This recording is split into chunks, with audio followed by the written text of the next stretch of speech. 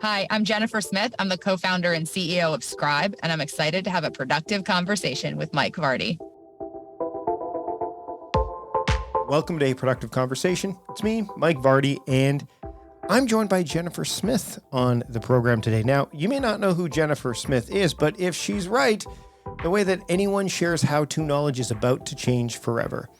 A former VC and McKinsey consultant turned accidental CEO, Jennifer has interviewed more than 1,200 business leaders on a quest to understand everything that there is to know about processes, best practices, and productivity.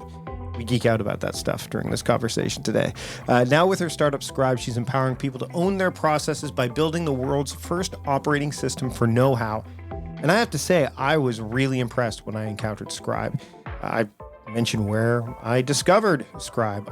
We geek out about quantitative and qualitative productivity. Those are hot button topics from yours truly. And Inbox Zero comes up. There's a whole bunch of things that we, again, geek out about. So let's get to it. Here is my productive conversation with Jennifer Smith. Enjoy. Jennifer, thank you so much for joining me today. I have to say that I'm fairly new to Scribe. I'm surprised that I didn't come across it sooner. And I have to thank Scott Friesen for introducing me to it, Simpletivity. I think we've got an episode of him on the show that we'll link back to in the show notes, and I'll also link to his channel because he's done like a really good video featuring Scribe. For those that don't know what Scribe is, can you share a little bit, not just of what it is, but the problem that you were trying to solve, which is why you kind of brought it, helped bring it into the world? Yeah, I get this reaction a lot. Once people see Scribe, they say, how have I never seen this before? Oh, I wish I had this, last month when I had to create all of this documentation and I wasted so much time. And I always say, well, I'm sorry, but here you have it now.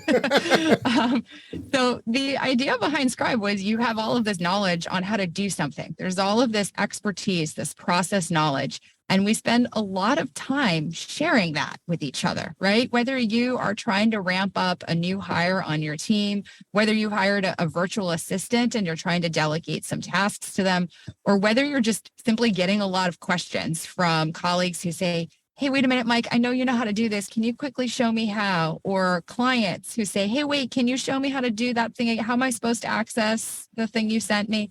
There are all of these questions and interruptions that we get in our day, and you spend a lot of time communicating with each other, this kind of process knowledge. And people are often faced with a dilemma. Do I actually do my work? I have more work than I have time for. Do I actually take time away and like document what I know how to do or answer all of those questions that are piling up? And so with Scribe, we said, well, what if it weren't an either or? What if it were an and? What if we could watch you do work and automatically create documentation about what you know how to do? What if documentation became like digital exhaust, just the byproduct of you already doing the work, already doing the things you were planning on doing? And so the way that Scribe works is very simple at a high level. It's a desktop application or a browser extension. You click the record button and you just do the thing you know how to do. Let's say it's like, how do I generate my quarterly report, right? You click record, type, generate your quarterly report, do your magic. When you're done, you click stop record. And boom, Scribe will auto-generate a step-by-step written guide with screenshots on how to generate a quarterly report. Like very tactically, let's say it was in Salesforce. Step 1 will be navigate to www.salesforce.com. Step 2, click on the add new icon. Step 3, right? And so on and so forth. And there's a whole bunch of ways you can customize it and edit that. But the point is you don't really have to, right? All the info someone would now need to know how to do that process is automatically contained in that Scribe.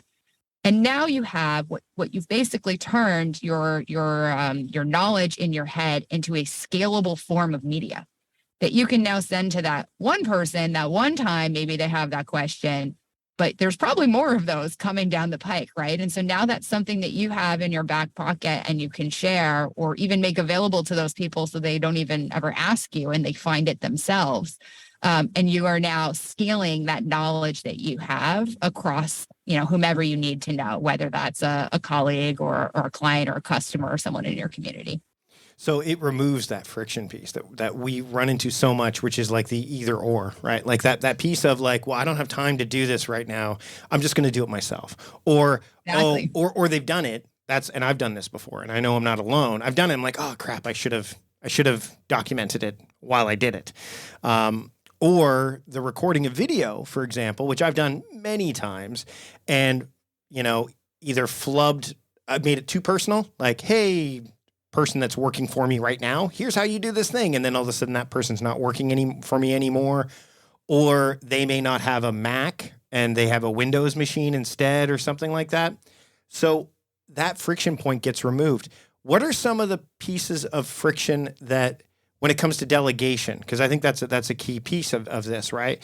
That you find that still needs to be taken into account, that while Scribe solves one big piece of it, I think, that people still need to be thoughtful and mindful about when they're doing this kind of delegation, because the idea of delegation alone, I think for some people, especially those that are working on their own, or maybe they have an assistant that they're just onboarding, it's still something that they are struggling with.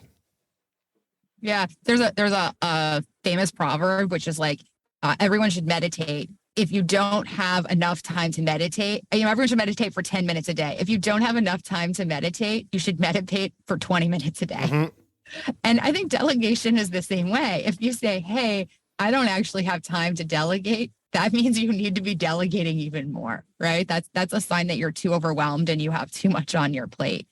And it can be hard, especially when you feel like you're already underwater and don't have time to get someone else up to speed, right? And there's a lot involved in getting someone up to speed.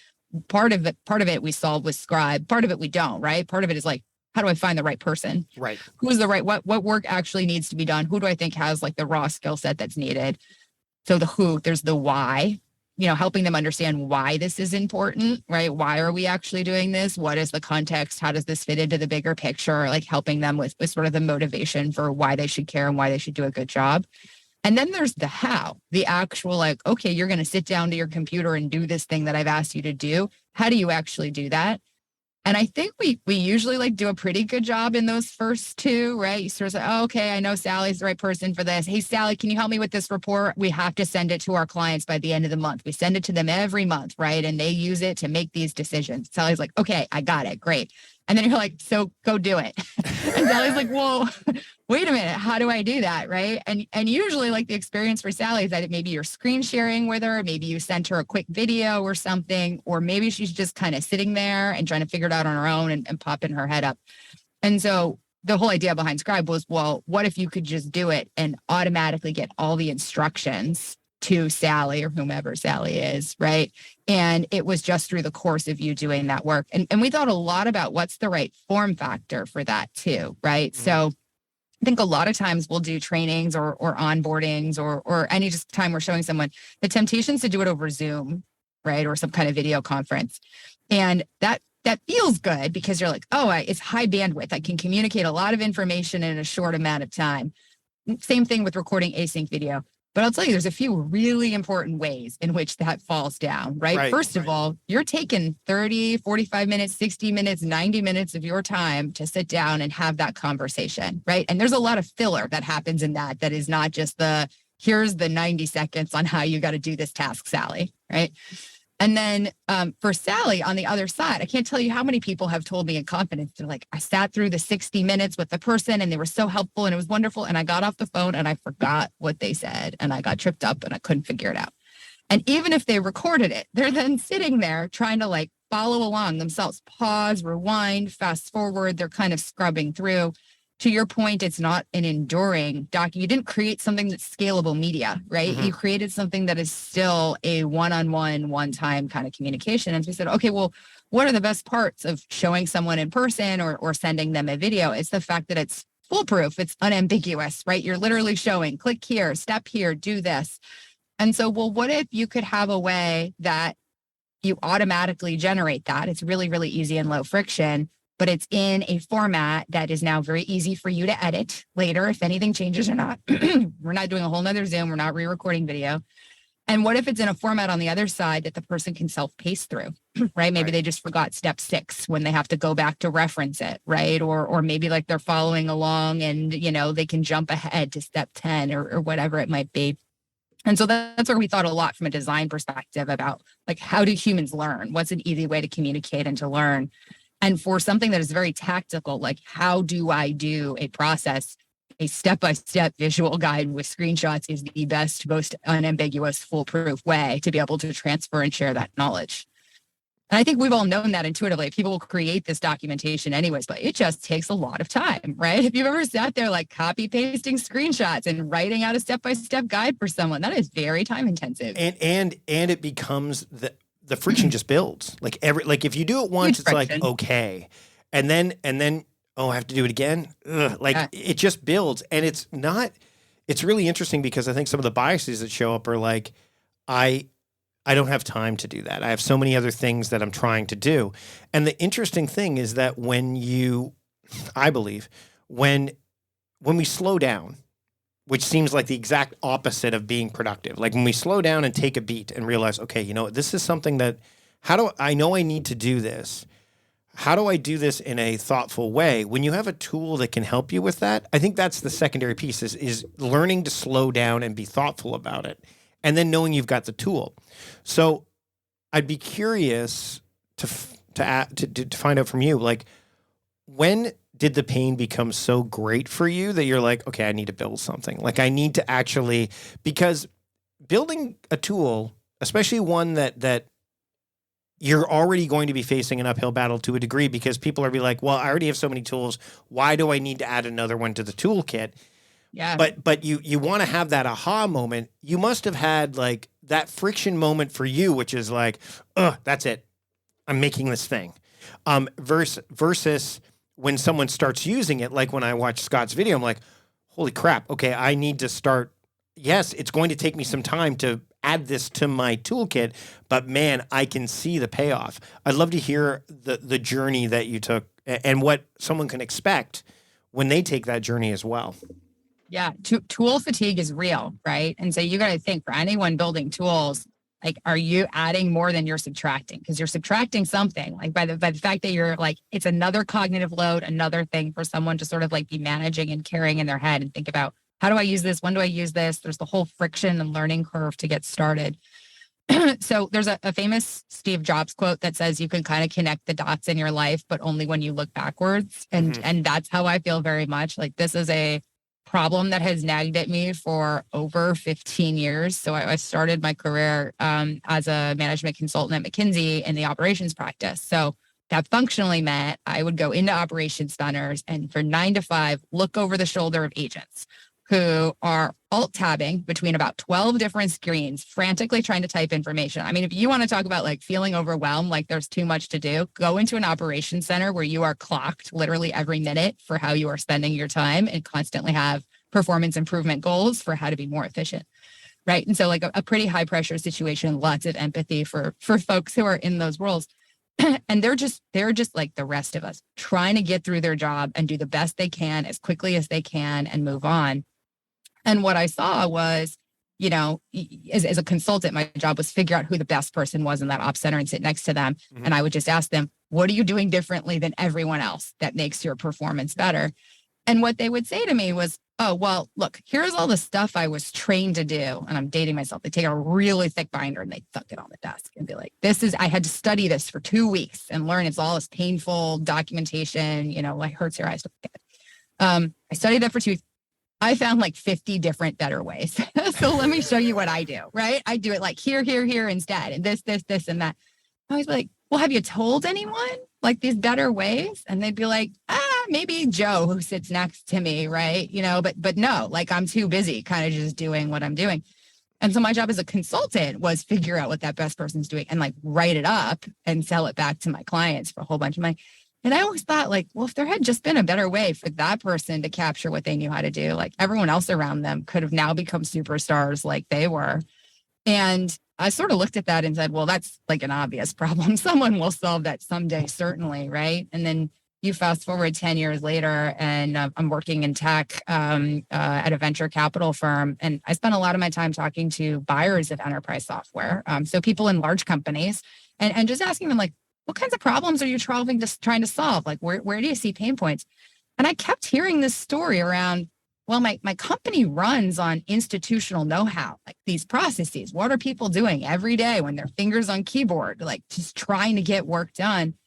and that always walks out the door, and I got to hope it comes back the next day. And I wish I had ways to help them share with each other what they're doing, because we could all be so much better. But my only option is to tell someone, like, take time away from your job and write down what you know how to do. Like, that's not a popular request, to your point, right? Maybe you do it once and you're happy to do it, but after that, you're like, really, is this what I'm going to be spending a lot of my time doing? Mm-hmm. And so, I think of Scribe as solving a problem that we all just accept is a cost of doing business. Like, I think everyone would say, yeah, I get interrupted when I stop and think about it. Yeah, I get interrupted all the time with people pinging me. Hey, quickly, can you show me how to do this? Or I'm constantly like having to ask people or trying to figure it out. McKinsey did a study and they estimate this is 20% of a person's week. 1 day out of 5, you are spending, if you are a knowledge worker, trying to figure out how to do your job or answer questions for other people on how to do their jobs. And we've actually had customers who do dedicated, detailed time studies, like lawyers, down to 7-minute increments. Like, how are people spending their time? And they have found it's anywhere from 10 to 15% is spent literally just asking each other, like, can you show me how I do this? Oh, can you help me figure out how to do that? And we say, like, well, yeah, that's work. That's just the way it is. And I say, like, no, that's such a colossal waste of time. What if we could take that away? What if you could get that 10 to 20% time back? Yeah, I think that's interesting, because this is a good example of how quantitative time measurement can lead to qualitative productivity, right? Like, if you're looking at the things, and I bring up email a lot, like the idea of people trying to get to inbox zero. Controversial topic.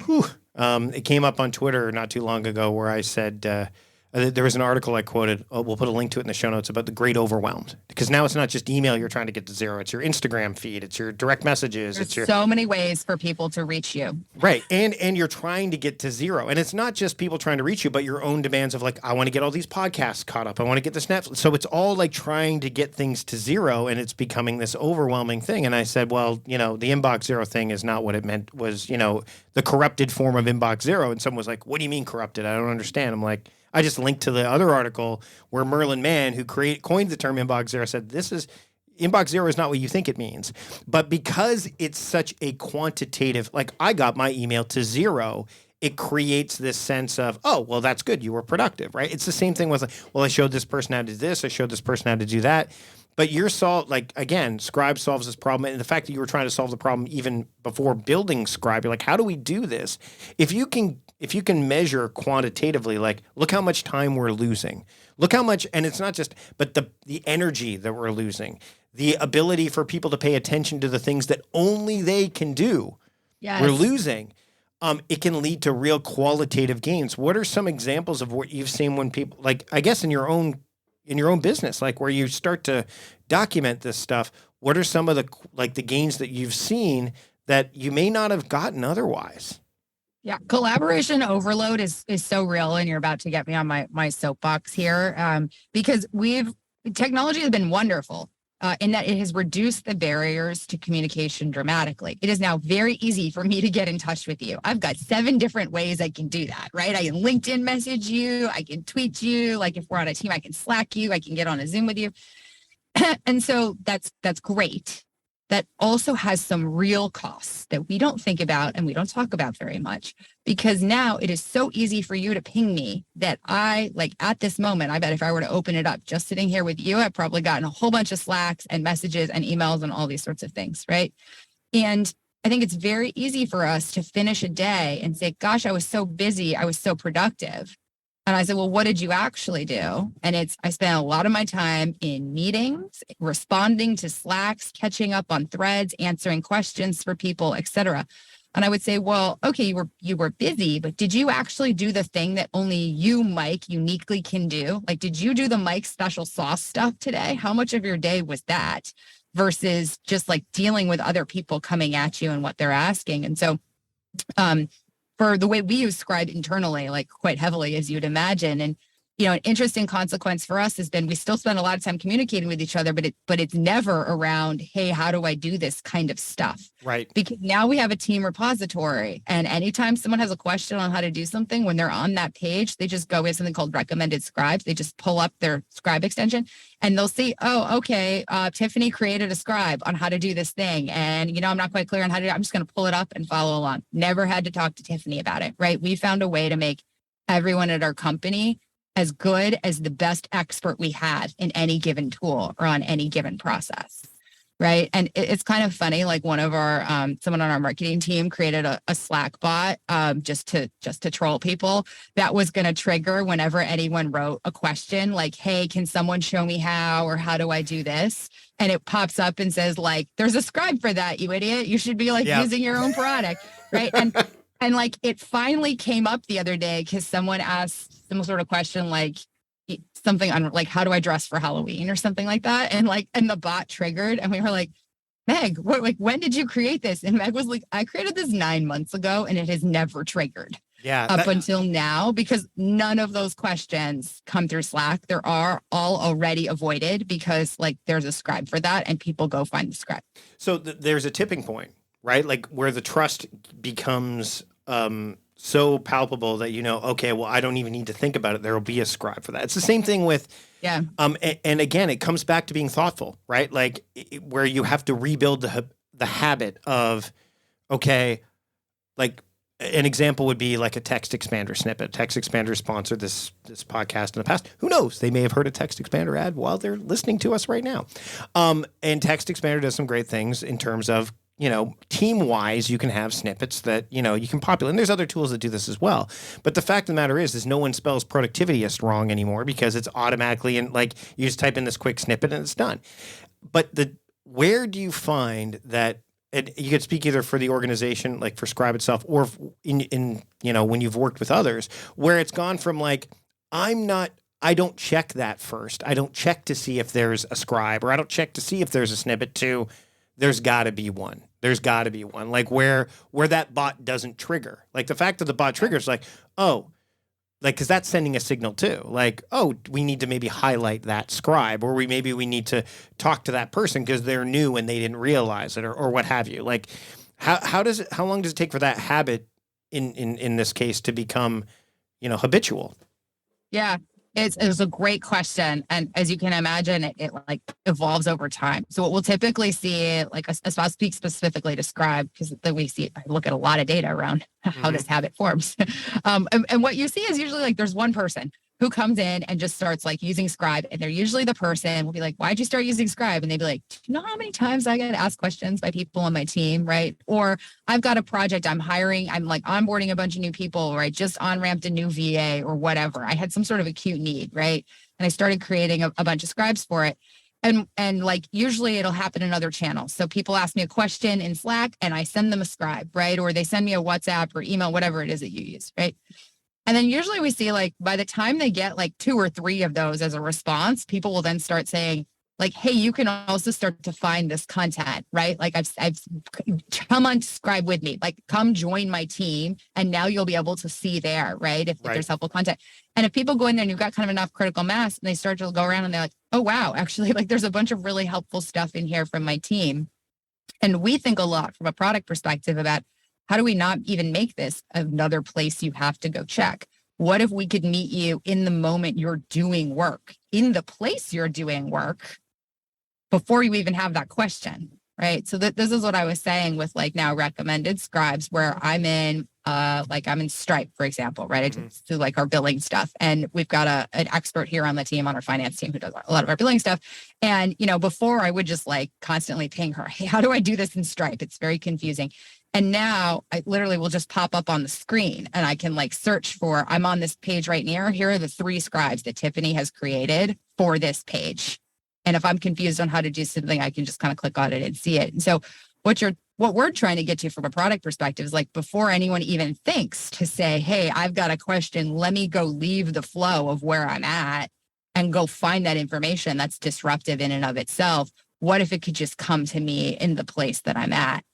And then you as the person creating that kind of content know like, gosh, I've got the distribution already. I don't even have to think to say like, hey, Mike, by the way, I've created a bunch of really helpful resources for you. Like next time you have a question, make sure you go check it out. Now I'm like, nope, I can just push it out there. And if Mike's on my team, like I know when he goes into Stripe and got a question, like he'll have all the answers he needs. He doesn't even need to go like try to figure it out where it is.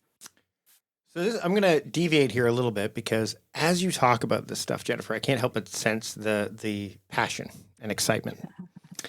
And yeah, I've talked to lots of founders about, their products and services before.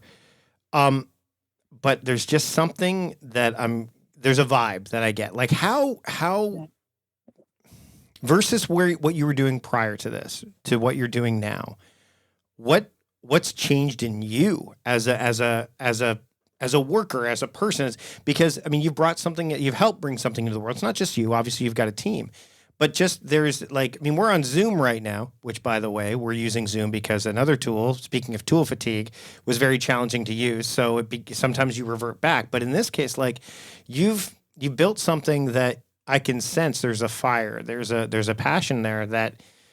How have you changed through this process as well? Not just in terms of the thing that Scribe can do for you, but tactically, but more at a higher level. Yeah, I'm obsessed with efficiency, in case that wasn't obvious. And I had a professor in business school who said, find the thing about yourself that you are always apologizing for and find a way to make money off of it. And if you were to ask my husband what some of his top pet peeves about me are, probably the fact that I am trying to always get as much done in as little amount of time as possible would top the list. I'm the person who I've got 5 chores. I will map out my route to go run the chores and try to get them all done at the same time. The least amount just was the most efficient configuration for this.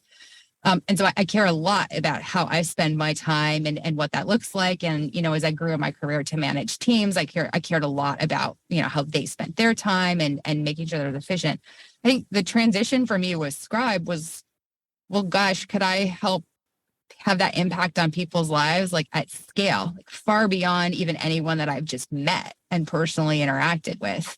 And I looked at where do I feel like there are just the biggest, I call them time vampires. Where are the biggest time vampires? Where are people spending their time that is just not a good use of human time? Where are their tasks that is not anyone's special sauce, right? The thing that is their superpower. How do I make it so people spend as much of their day on their superpower as possible? And we can use technology to pull away or automate or reduce the rest of it. And I feel like with Scribe, we're solving a problem that is in plain sight. And it's something that we just sort of assume is the cost of being a knowledge worker. Well, of course, I'm going to get interrupted with questions all the time. Of course, I have to figure out how to explain people what I know how to do. Of course, using new tools is hard and I have to take time to show people how to do it. That's just part of being a knowledge worker. And I said, well, what if it isn't? What if I could give people back even 5% of their week? And what if I could do that across all the knowledge workers in the world? That, what more could I ask for in a career and a life, right? To me, that's very exciting. We all have our passions. To me, it's helping people save time and spend more time, not just save the time, but be able to spend that time doing the thing that they love doing. The reason they do that job. There's a reason you wake up every morning and you do the thing that you do.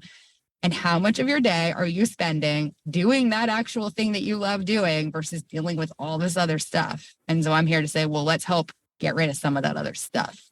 And that my question was going to be why, but you answered it. The idea of why do you do because efficiency is important, but to what end? And you've explained the end, right? To what end is, last question before we wrap things up. And this came to mind as I was, again, initially being introduced to Scribe and a lot of people hire people to fill positions that technology can take care of. Let me give you an example. I use SavvyCal for scheduling, right? I love I've used other scheduling programs in the past, but as of this recording, SavvyCal is the one I use. And the reason, you would have used it so that we could have this conversation today. The reason is because I don't want to have an email back and forth dance about when we can do something, right? I also don't need to, right. And I think the other thing is that there is nuance there, right? If I've used this before, if I want to talk to someone specifically, I'm not going to send them my scheduling link, but we will do a bit of a back and forth because maybe that's me asking them. I don't want to presume that, oh, let's have a talk. Okay, here's my link. Like, it depends. There's a dynamic there, right? But what I find is, and I see this a lot, is I'll try to schedule something and they're like, well, talk to my assistant. And then the assistant is doing this back and forth. I'm like, why don't you just have a scheduling thing and let them, speaking of special sauce, don't not hire an assistant, but get them to do the only things that they can do. So I'd love to hear your thoughts on this as well, because I think there's a concern twofold. Number one, some AI in particular and technology is allowing those jobs that were done by people to be squeezed out. Scheduling, processes, things like that. But by the same token, it's also, and we talked about this before, the person hiring might go, or setting the tone might go, oh man, I don't want to spend time doing, this or that, or filling out a process, or in my case, going into my schedule and blocking out time. Like, that's not something I should be doing. You could get your assistant to do that. Like, let's be clear. I'd like to get your thoughts on like the human jobs to be done versus the jobs that technology can do, and how people who are concerned either hiring and training versus those that are like, wait, I'm an assistant. What will I do if I don't do those things? Where does that fit in? Because you've worked in those instances where you've probably had people that book appointments when that's probably not necessary anymore. Or let's build a wiki and let's do that and see how, you know what I mean? Yeah, I got to ask, I'm a technologist, right? And I get asked this question a lot about automation. And I think there's like so much fear mongering. You read headlines, like the robots are coming for our jobs and all of that. I believe there will only ever be more human work to be done in the future as technology penetration increases.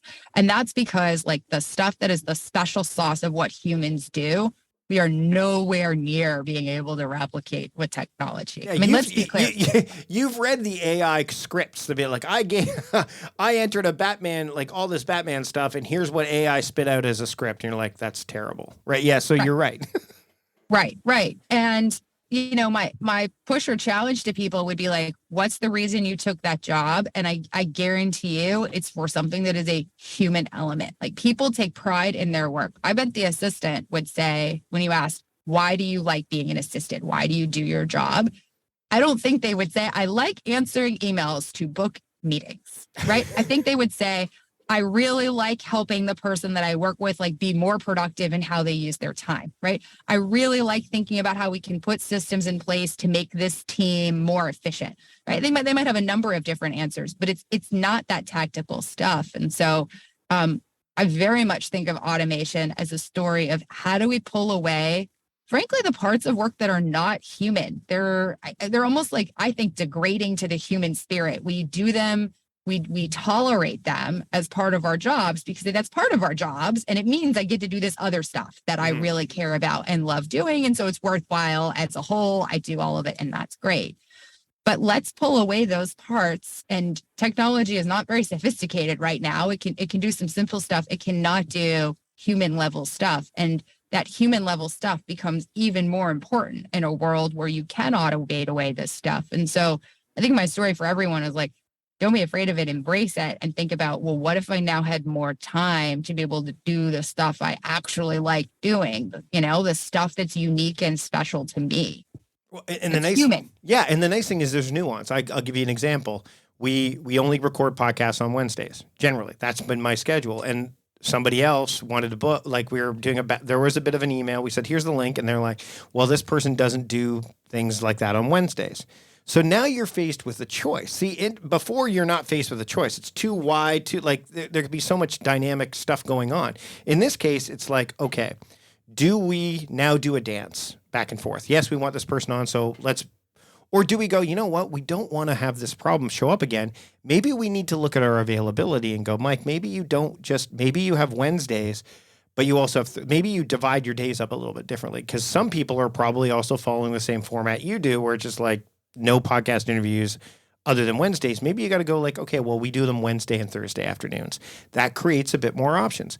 But the nice thing is you get choice there. Same thing with a process, right? Like we missed this. Oh, we forgot this step. The nice thing with Scribe is that you can edit that. Like it's not like you have to redo the whole Humans thing. can override these systems, right? I mean, I think of these systems as sort of like you're catching the majority cases, and then that's part of the human special sauce is dealing with exceptions. Right? That's part of what we're great at. Well, and the smoke, like if you have an automated smoke alarm and it goes off in the house because you burnt toast, but you're still standing there, do you run out of the house screaming, "Oh no, the alarm's going up"? Like, no, you bypass. You go, "No, relax. I'm going to open a window. It's just toast." It's very similar in that you can go, "Okay, well, we're gonna force this open." But I think the key is that you learn from it too. Like, okay, we missed this, and I think a lot of people. And I'm being very general here, obviously, but the idea is if I leave it this way, I can set it and forget it. And you can set it, but you can never forget it, right? Like you can set it and then adapt it, I think is probably the best way to look at it because tools change, processes change, nuance shows up that you might want to work into the process, or maybe you don't. But that's the stuff, like you said, only humans can do, right?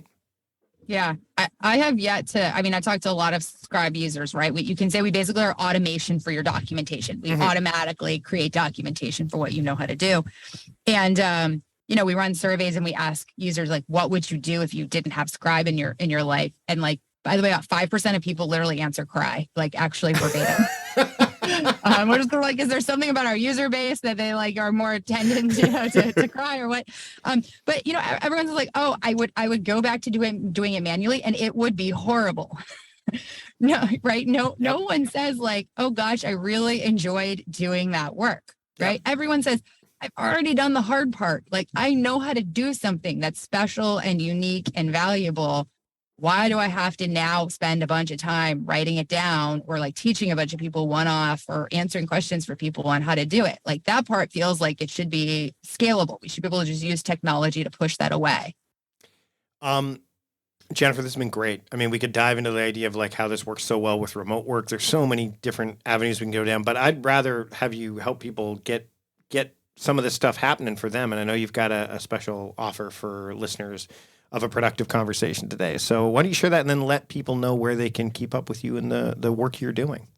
Yeah. So you can try Scribe. We have a free product. There are no limits on usage. So you can really go to town on it. We, to the point about tool fatigue, think a lot about how to make it really easy to get started on Scribe. So we actually clock this. It takes 4 minutes from the moment you land on scribehow.com and click the sign up button until the moment you have already created and shared your first Scribe. So it literally could not be easier. We test this for folks across the digital literacy spectrum. So regardless of your familiarity with tools, really easy, not something else you need to figure out how to do. For listeners who want to upgrade, we have a promo code for listeners. It's a productive conversation. That should be easy enough to remember. A productive conversation, put it in the promo code. And again, that's on our website at scribehow.com, scribehow.com. And you can also follow me. I'm most active on LinkedIn. Jennifer Smith. There are lots of those on LinkedIn, but I'm the CEO of Scribe, so that should narrow it down. Jennifer, thanks so much for having a productive conversation with me today. Thanks so much, Mike. Big thanks to Jennifer for joining me in conversation today. You can find all the show notes, any of the relative links and relevant ones that we talked about. Just go to productivityist.com/podcast 452. And if you want to help with the show, there's 2 ways that you can do that. Number 1, visit our sponsors page. That way you can check out the sponsors that were mentioned during this episode, including Text Expander. You just have to go to productivityist.com/podcast sponsors page and then just show your love. Check them out and let them know that we sent you. The other way to support the show, by subscribing. Wherever you're listening right now, Spotify, Apple Podcasts, Overcast, wherever, hit the subscribe button. That way you don't miss a single episode of what's to come, and it's far simpler, faster, more efficient for you to find past episodes of the podcast as well. So there you have it. That's how you can support the show. And there you have it. That's the end of this episode.